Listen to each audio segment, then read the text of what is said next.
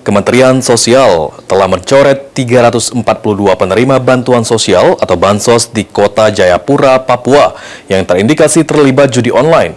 PLT Kepala Dinas Sosial Kota Jayapura, Matius Pawara di Jayapura, pada Selasa 14 Oktober menegaskan langkah ini diambil sebagai tindakan tegas untuk melindungi dana bansos.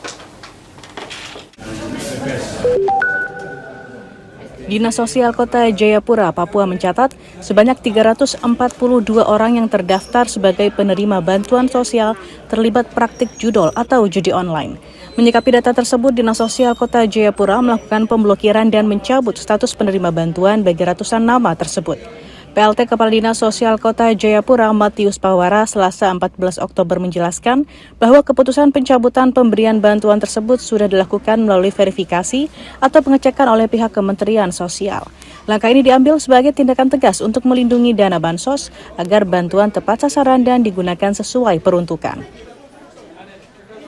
Memanfaatkan kondisi ini dengan bantuan yang ada sebaik mungkin. Ya, kami berharap jangan sampai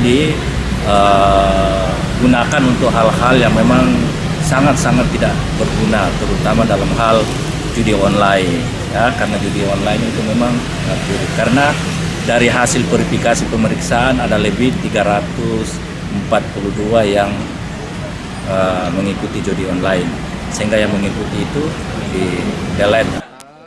Dinsos Kota Jayapura mengimbau masyarakat tidak menggunakan dana bantuan sosial untuk hal-hal yang tidak seharusnya. Bantuan yang diberikan dapat bermanfaat jika digunakan untuk kepentingan lain seperti pendidikan anak, layanan kesehatan, dan kebutuhan pokok keluarga. Dari Jayapura, Papua, Laksa Mahendra, Kantor Berita Antara mewartakan.